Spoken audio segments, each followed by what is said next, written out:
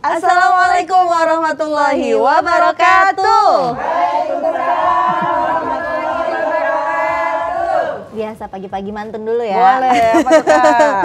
Makan nasi uduk pakai emping. Cakep. Makannya ampe kenyang. Cakep. Duh, yang pada pakai kerudung pink, didoain dah semoga suaminya makin sayang. Amin. Alhamdulillah. Gitu. Ya nggak ada suaminya. Oh, curhat. Kasian. No, tuh kameramen ada janda atuh nih. Dua namanya di belakang. Ada dua. Masya Allah. Tiga, aduh, ya Allah. Ini curhat pada semuanya. Alhamdulillah Mak, kita hari ini bisa ngaji lagi. Kita ngaji ini bisa belajar. Ada hadis Rasul yang bilang, ya Rasulullah, apa sih ibadah yang paling utama? Nah, kita sebelum ngaji kita tahu definisi ibadah. Nah, Mak tahu definisi? Ya, Mak Nora banget definisi kagak tahu. Sama kita juga kagak tahu. Empok udah bingung. Mau udah memelohok baik. Apaan katanya? Ibadah ini apa? Ibadah itu adalah suatu perkara yang dibenci oleh hawa nafsu, tapi dia mendekatkan diri kepada Allah Subhanahu wa ta'ala. Itu namanya ibadah. Makanya ibadah banyak banget godaannya. Belum lagi pengajian, mata kita diganggu, ya nyungsruk, mau udah mengantuk baik. Ya, belum telinga kita dikorek-korek, jadi kita nggak ngedenger, datu saja ngomong apaan. Guru ngaji ngomong kita kagak denger, akhirnya sampai ke rumah pulang. Dia bawa ngantuk doang, ditanya sama lakinya, Neng emang tadi ngaji bawa apaan? Diajarin sama ustazah, diajarin doa makan. Emang doa makan apaan? Alhamdulillahilladzi ahyana ba'dama amatana wa ilaihin nusur. Lah kata lakinya, itu membawakan doa makan. Itu doa tidur. Emang kalau doa makan apaan? Doa makan namanya Allahumma inni a'udzubika minal khubusi wal khaba'isi. Ya, pada baik lakinya juga ya. Datang ke pengajian jadi tahu tuh apa kata Rasul, ibadah yang paling utama pertama sholat di awal waktu. No, kita jangan ngaji doang pemirsa, tapi sholat. Kadang banyak banget alasannya kagak mau sholat. Ya Mak, sholat kagak bisa berdiri, bisa duduk. Duduk kagak bisa, bisa terlentang. Terlentang kagak bisa, ngicep. Ini pakai ada alasannya, kagak bisa kita kalau berbaring kita migrain. Kalau ngicep kagak bisa, kan kita habis operasi katarak. Jadi kagak bisa ngicep juga. Ya udah inget dah rukun sholat apaan. Lah hati juga deg-degan mulu kan jantungan. Masya Allah. Kalau gitu Mak diem aja dah, kita panggil Amil. Mil, bawa dan nikahin kafan. Ya Allah, sholat Mak. Nih pernah ada satu kampung kagak pernah sholat. Nah lu. Cuma ada satu orang doang yang sholat, tuh Ustadz. Akhirnya tuh satu kampung datang ke rumah Ustadz. Tad, pengen ngapa kita diajarin sholat? Dari dulu kita pengen sholat, cuma malu pengen diajarin. Oh iya dah, emang ada berapa orang itu di belakang? Ada kali 700 orang. Dia pengen sholat, ya udah dah ini kita udah waktu maghrib, waktu udah mepet, udah dah ngikutin aja dah apa yang kita lakuin, ikutin kata imam gitu. Ya kita baris 700 orang Mak di belakang. Udah ya udah dah. Nih siapa yang mau komat? Ya kita dah Ustadz. Masa Ustadz semua diborong? Udah metung bedug Ustadz. Yang lagi ngimamin Ustadz. Azan Ustadz, masa komat Ustadz juga? Udah dah kita mau pakai mic. Dipakai mic teh. Biar kencang biar bininya ngedenger. Dia megang mic, dia langsung deh Allahu Akbar, Allahu Akbar, Allahu Akbar. Lah salah itu takbiran. No, biar tahu yang namanya ilmu kita ngaji. Tentunya hanya di Cahaya Pagi, buka mata, buka hati. Yuk ngaji yuk.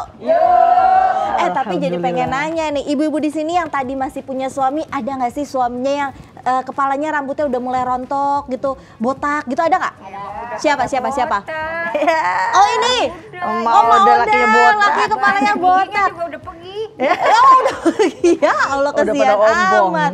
Tapi gini, tahu nggak sih ibu-ibu dan pemirsa di rumah, jadi belakangan ini ada yang lagi ngehits banget di kalangan influencer, selebriti, yaitu transplantasi rambut. Nah ini juga melakukannya nggak di Indonesia, tapi di luar negeri. Penasaran kan semuanya? Langsung aja kita simak, ini dia tayangannya. Wah, ini yang jadi pertanyaan, kira-kira kalau transplantasi rambut boleh nggak sih Teh? Tadi mah udah bilang rambut lakinya udah botak, giginya juga ngikut botak. Hilang. Giginya pada lari semuanya. Baik pemirsa Cahaya Pagi yang dirahmati oleh Allah, dalam surah Ar-Rum ayat 54 Allah Subhanahu wa taala berfirman, A'udzu billahi minasy syaithanir rajim. Allah Bismillahirrahmanirrahim. Allahul ladzi khalaqakum min dha'fin thumma ja'ala min ba'di dha'fin quwwah. Thumma ja'ala min ba'di quwwatin dha'fan wa shaybatan yakhluqu ma yasha'. Wa shaybatan yakhluqu ma yasha' wa huwal alimul qadir. Al-Imam Ibnu Katsir menjelaskan Allah Subhanahu wa Ta'ala mengingatkan manusia akan fase-fase yang telah dilaluinya dalam penciptaannya dari suatu keadaan kepada keadaan yang lain. Min dha'fi summa ja'ala min ba'di dha'fi quwwah. Asal mulanya manusia itu berasal dari tanah liat, kemudian dari air mani, kemudian menjadi alaqah, kemudian menjadi segumpal daging dan menjadi tulang yang dilapisi dengan daging, lalu ditiupkan ruh ke dalam tubuhnya. Setelah itu ia dilahirkan dari perut ibunya dalam keadaan lemah, kecil, tidak punya kekuatan. Kemudian menjadi besar sedikit demi sedikit hingga menjadi anak. Setelah itu berusia balik, masa puber, lalu jadi pemuda atau pemudi. Inilah yang dimaksudkan dengan keadaan kuat sesudah lemah. Tsumma ja'ala min ba'di quwwah. Kemudian mulailah berkurang dan menua. Lalu menjadi manusia yang lanjut usia dan memasuki usia pikun. Dan inilah yang dimaksud keadaan lemah sesudah kuat. Di fase inilah seseorang mulai lemah keinginannya, mulai lemah gerak-geriknya, melemah kekuatannya, rambutnya putih beruban, sifat-sifat lahiriah dan batinnya pun berubah pula. Dan Allah Subhanahu wa Ta'ala berbuat apa-apa yang dikehendakinya dan mengatur hamba-hambanya menurut apa yang dikehendakinya. Shadaqallahul azim. Pemirsa Cahaya Pagi yang dirahmati oleh Allah, saat ini bukan hanya hidung dekok dibikin mancung. Nah yang dekok mengetawa baik dah. Tapi yang botak pun bisa ditanamin rambut Maudah. Nah ini bisa buat suaminya Maudah ntarnya. Baik, Rasulullah SAW bersabda, la'anallahul wasilah wal mustausilah. Allah melaknat orang yang menyambung rambut dan orang yang disambung rambutnya, dalam hadis riwayat Bukhari. Nah pertanyaannya, menanam rambut atau kata Kareni tadi apa? Transplantasi rambut, macam-macam namanya.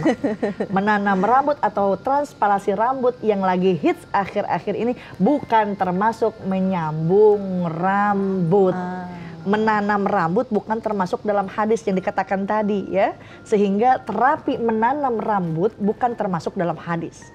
Makna yang hadis adalah menyambung rambut dengan rambut. Maudah pakai konde. Nah, disambung itu kagak boleh.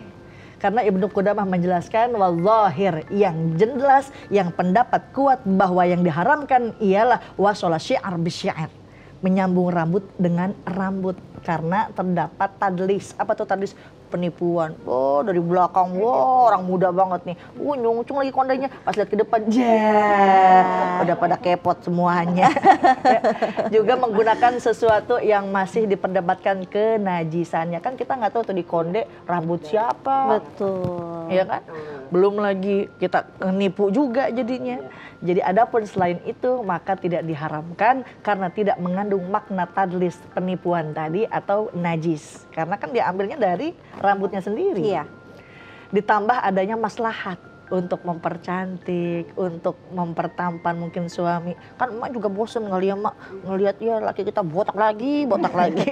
Bahwa ada tuh ditransplantasi rambutnya ya, dengan tidak mendatangkan madorot atau bahaya di dalamnya. Jadi menanam rambut hukumnya mubah dan tidak termasuk juga dalam mengubah ciptaan Allah. Ada yang bertanya kepada Syekh Muhammad bin Shalih Al-Utsaimin, ya Syekh, ada terapi yang lagi hits nih, namanya penanaman rambut.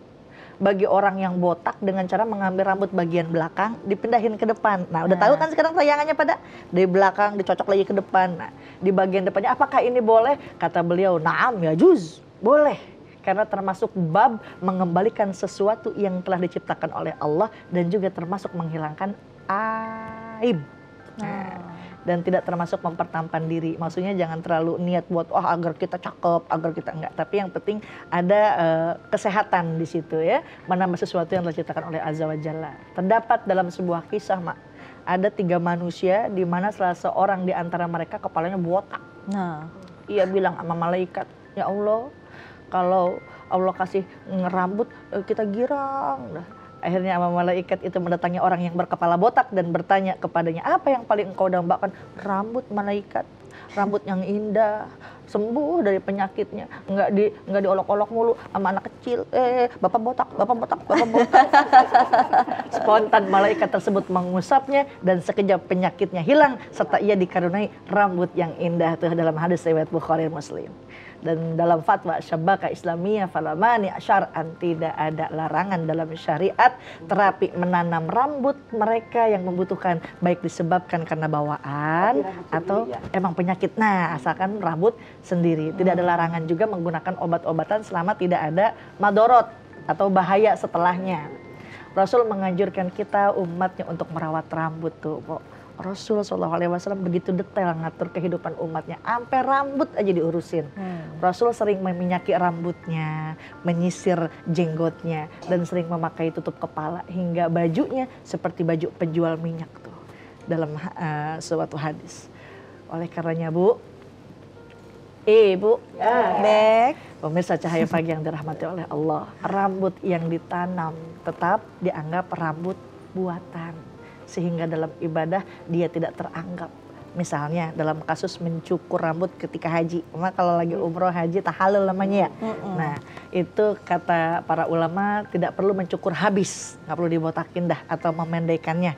Karena itu asli rambut buatan. Dalam fatwa Syabakah Islamiyah, adapun dalam haji maka seseorang yang tidak dituntut untuk mencukur habis atau memendekkannya karena rambut tersebut adalah rambut buatan. Yang dicukur habis, yang dipendekin rambut aslinya aja. Misalkan taruh di sebelah sininya, nah ambil itu buat tahallul, buat kita gunting insya Allah. Kalau merubah ciptaan Allah ya, operasi plastik. Nah, yang semata-mata pengen mempercantik diri, hidung disuntik sampai ngambai, bibir disuntik sampai doer, nauzubillah sampai kelaminnya diganti. Nah itulah yang diharamkan oleh Allah Subhanahu wa Ta'ala. Wallahu ta'ala a'lam. Oke, sekarang ibu-ibu ada mau nanya nggak nih? Ih malu-malu, ada malu-malu nggak nih? Ada nggak nih? ucing. Nengok-nengok nih. Oh, udah gesek-gesek aja. Iya dah, boleh iya dah. Nah. Sini dah. Oh, ini Mauda kedingin apa Mauda? Iya, dingin apa? pagi-pagi subuh-subuh udah kesini soalnya jadi kedinginan. Maoda dari mana Maoda? Dari Pasar Rebo. Dari Pasar Pasar Rebo. Rebo. Mau nanya apa? Mau nanya, saya kan suka motong rambut.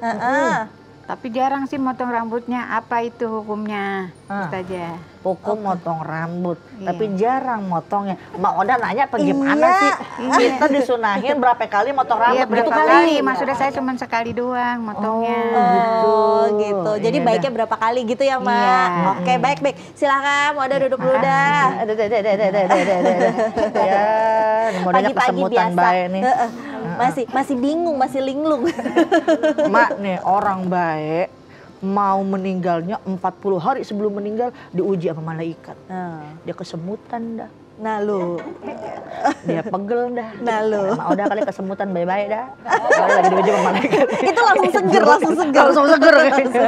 Baik, ada hadis yang mengatakan 5 perkara merupakan fitrah, yaitu mencukur bulu kemaluan, mencukur bulu ketiak ya, berkhitan, mencukur kumis, sama memotong kuku. Jadi mencukur bulu itu sunnah. Mau ketawa banget. Ini kita fikih. Kalau kita ngaji fikih emang mesti begini. Sama ilmu Masya Allah enak. Tempe, tahu, haram kalau siang lagi puasa. Betul. Kapan halalnya? Ntar abis Buka. maghrib. Iya, bisa Kolak gitu. kalau siang haram. Kapan halalnya? Ntar abis maghrib. Laki bini kalau siang haram. Kapan lagi halalnya? Ya ntar abis terawih. Abis maghrib. Buru-buru banget dah. Ya. Jadi kapan sih mencukur bulu-bulu itu sunnah atau dianjurkannya? Tapi kapan waktunya? Ya beda-beda mau dah. Beda-beda tiap orang. Malam Jumat. Malam Jumat, be. Malam Jumat baca Yasin. Lu inget malam Jumat, be. Ada orang yang bulu keteknya cepet tumbuh. Nah. Ada yang lama banget baru keluar lagi tuh bulu. Ya, jadi penetapan waktu mencukur bulu kemaluan sebagaimana yang telah dijelaskan dilihat dari sisi panjangnya. Jika dibiarkan maka jangan sampai melebihi 40 hari. Tuh dalam kitab An-Nawawi Imam An-Nawawi dalam kitab Al-Majmu' Syarhul Muhadzab. Jadi ibu-ibu kapan waktunya tuh gunting kuku, kapan tuh waktunya cabut bulu, beda-beda tiap orang mah udah ya. Ada yang cepat, ada yang lama. Jika memang itu bulu udah panjang, buru-buru cabut dah, buru-buru gunting dah. Jangan sampai jadi sarang. Nauzubillahimin. Jangan dibiarkan sampai melebihi 40 hari tuh kata Rasul sallallahu alaihi wasallam. Dari Anas bin Malik radhiyallahu an berkata, kami diberi waktu oleh Rasulullah sallallahu alaihi wasallam dalam mencukur rambut. Mencukur kumis ya, rambut di sini maksudnya kumis, motong kuku, menyukur apa lagi tuh? Bulu kemaluan, mencabut bulu ketiak agar kami tidak membiarkannya lebih dari 40 malam. Hadis riwayat Muslim. Jadi gimana sama bulu dada? Nah, ada pertanyaan. Bu Mak di belakang kayaknya ketawa banget. Ya. Ada orang yang punya bulu dada, biasanya bapak-bapak. Iya. Emak-emak ngeri banget. Ya. Ada yang bilang tanda jantannya seorang laki-laki itu ada bulu dada. Lah kata saya bagaimana kalau kagak ada bulu dada? Emang jadi betina gitu. Ya. Bulu nih ada 3 macam, Mak. Nah sekarang kita ngaji bab bulu. Yang pertama bulu yang diperintahkan dalam syariat untuk dibiarkan, dingikik mulu. Artinya nggak boleh diambil. Bulu apa aja tuh? Alis. Nah kita sering banget PR tuh. Mak alis dialisin pakai sifat Mekah. Ini mah alis dikerok sampai lenang. Pakai shadow-shadownya murah. Keluar rumah berhujan jang leh-leh. Mirip kalau wewe ya. Bulu mata tuh jangan sampai digunting, jenggot atau cambang. Nah, ada lagi bulu yang kedua diperintahkan dalam syariat untuk diambil. Apa tuh? Ketek, kemaluan, ya, kumis sama laki-laki. Kalau kumis dibiarin, masya Allah. Udah kayak hutan rimba. Ya. Yang ketiga bulu yang tidak disinggung dalam syariat artinya boleh diambil, boleh juga nggak diambil. Kayak apa tuh? Bulu dada, bulu betis, bulu tangan, sama bulu apa lagi tuh? Hidung. Nah, bulu hidung Mak jangan cabut, ngeri.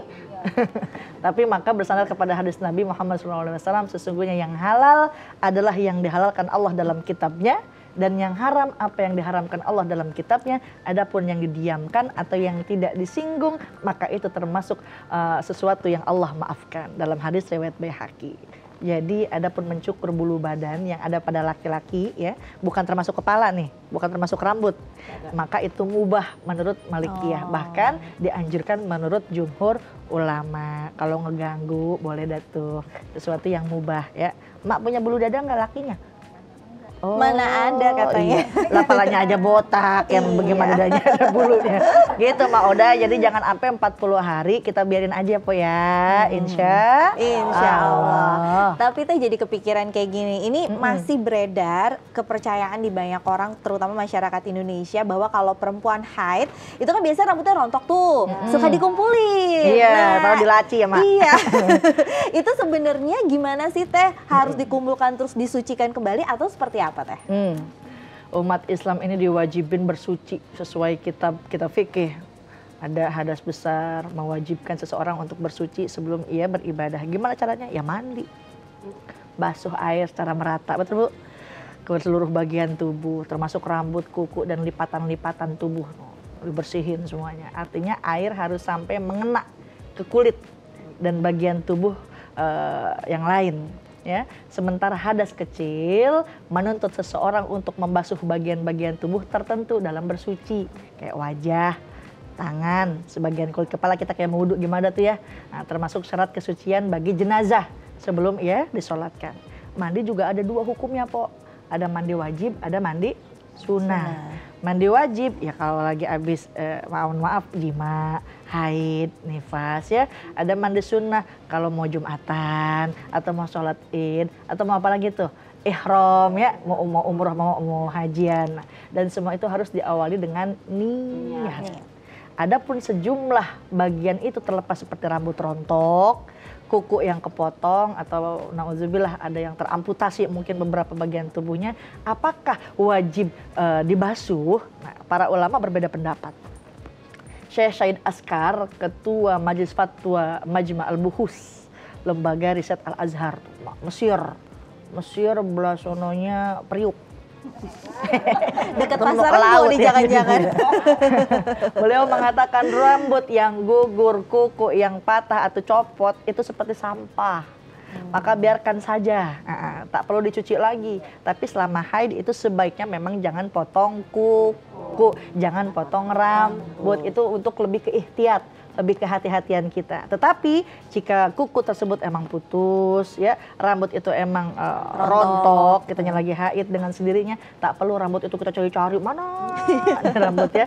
Ya itu mungkin sekedar kehati-hatian, karena sebagaimana pendapat Al-Imam Al-Ghazali mengatakan tidak semestinya memotong rambut atau menggunting kuku atau memotong ari-ari atau mengeluarkan darah atau memotong sesuatu bagian tubuh dalam keadaan junub. Tuh, Imam Ghazali mengatakan, mengingat seluruh anggota tubuh itu dikembalikan kepada tubuh seseorang, sehingga jika hal itu dilakukan maka bagian yang terpotong atau terlepas dari badan kita tersebut akan dikembalikan dalam keadaan junub. Tapi meski begitu Imam Ghazali tidak sampai mewajibkan, ya itu cuma sekedar anjuran saja, ihtiyat, kehati-hatian ya, kecuali kalau istihadoh, atau istihadoh darah penyakit udah 15 hari mennya nggak berhenti. Nah, hari ke-16 tuh namanya darah istihadoh. Hukumnya gimana? Ya hukum seperti wanita suci.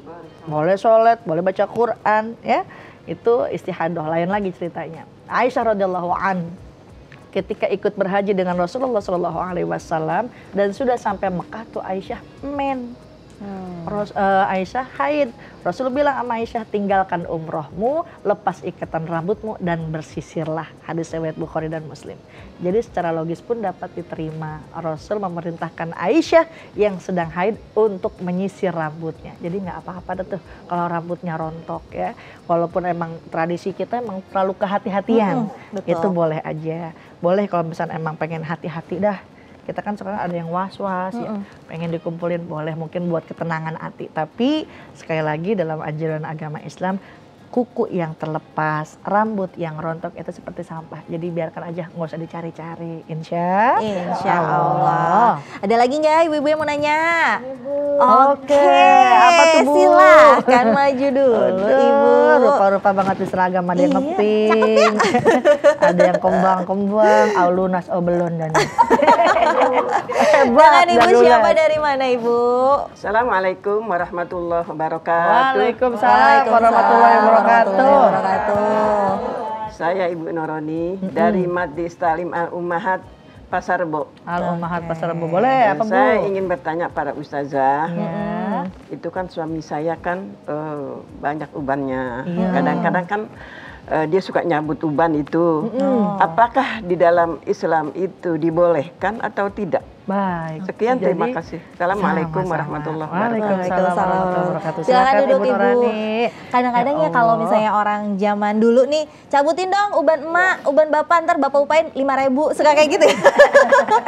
Iya emang. Kadang kalau nggak cabutan uban pakai apa tuh? Yang parah tuh ya, tembok yang dari inian. Iya suka begitu, kapur. Iya, tapi itu aja ya Allah, hukum cabut uban. Ini nggak laki nggak perempuan. Imam Nawawi mengatakan dalam kitab Al-Majmu bahwa mencabut uban adalah makruh. Nah tuh, sering nyabut mulu apa botak ya Mi? Apa dalilnya? Dia makruhkan mencabut uban berdasarkan hadis yang bersumber dari Amr bin Shu'aib, dari bapaknya, dari kakeknya, dari Nabi. Lalu beliau bersabda, janganlah kalian mencabut uban karena ia merupakan cahaya orang muslim di hari kiamat. Tuh, tapi gatel teh, pengen dicabut. Bagaimana? Uban nih cahaya bagi orang mukmin. Tidaklah seorang beruban walaupun sehelai dalam Islam, melainkan setiap ubannya akan dihitung sebagai suatu kebaikan dan akan meninggikan derajatnya. Tuh, dalam hadis riwayat Baihaqi. Jadi ini uban aja Mi bisa naikin derajat seseorang. Masya Allah. Nabi kasih motivasi buat kita yang punya uban gatel pengen dicabut. Ingat-ingat deh, yang pertama Ibnu Hibban dalam kitab sahihnya menyebutkan hadis yang menceritakan bahwa Allah akan mencatat kebaikan dan menghapuskan kesalahan serta akan meninggikan derajat seorang muslim karena uban yang dia jaga selama hidup di alam dunia. Nah ini mungkin jadi pertanyaan dari pemirsa Cahaya Pagi juga yang ada di rumah maupun yang ada di studio ini, jadi penasaran Teh. Kan orang tuh sebenarnya pengen menanam rambut, tadi kan Teteh bilang gitu, biar semakin memperindah walaupun tidak merubah gitu. Tapi kadang-kadang pengen terpancar gitu auranya. Mungkin nih jadi Teteh bisa ngasih tahu ke kita, ada nggak sih Teh amalan biar auranya terpancar? Atau mungkin jangan-jangan ada nih makanan-makanan yang membuat kita tuh jadi semakin glowing. Oh Masya Allah. Mak tau nggak glowing apaan Mak? Bukan beling, bukan. Bercahaya, bener. Iya, buat laki perempuan semuanya juga pengen punya aura yang apa ya, kalau kata sekarang mah body goal. Iya, betul. Bodinya biar bagus ya. Kita kan kadang suka kepengaruh, lihat tukang cilok, makan tukang cilok, tukang cilok, makan ciloknya dimakan padahal tiba-tiba udah ke kanan mulu. Nah, lihat seblak nyicip doang, terus baskom habis.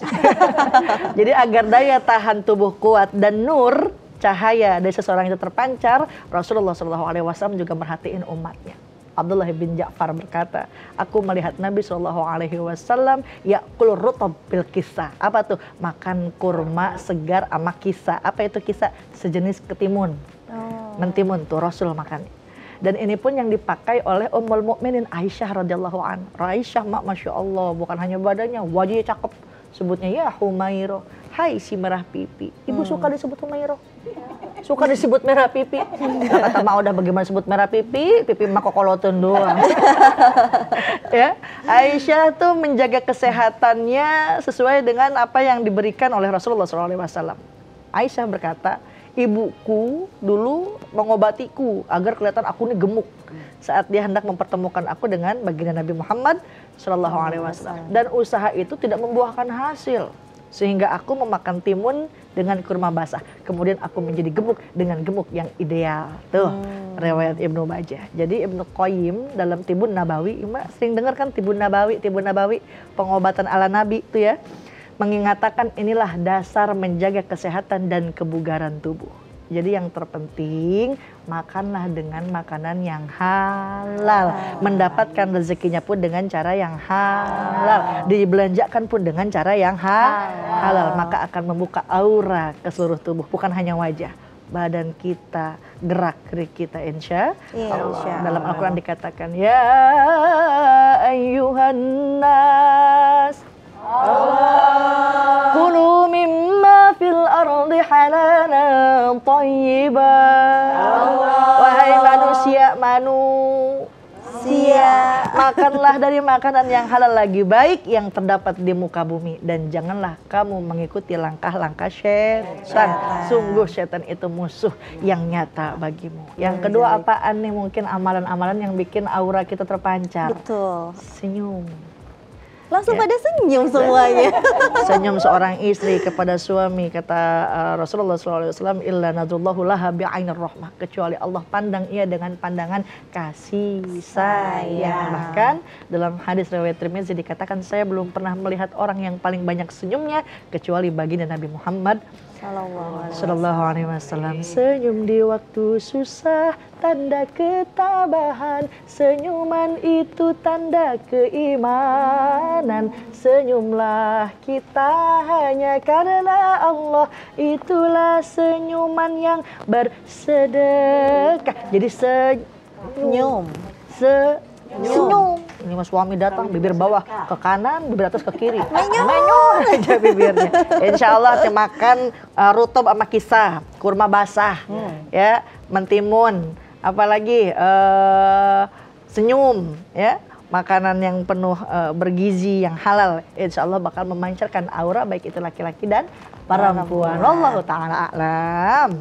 Alhamdulillah, berarti beres dari sini kita sama-sama deh langsung makan yang sehat, langsung makan yang bergizi, langsung senyum terus biar semakin glowing, semakin keluar gitu auranya. Amin. Dan gak terasa nih Teteh dan juga ibu-ibu yang ada di studio dan juga pemirsa di rumah, kita sudah ada di pengakhir acara. Terima kasih sudah menyaksikan program Cahaya Pagi. Jangan lupa untuk terus menyaksikan program Cahaya Pagi di waktu dan jam yang sama. Saya Reni Risti dan juga Teliza Aziza pamit undur diri. Wassalamualaikum warahmatullahi wabarakatuh.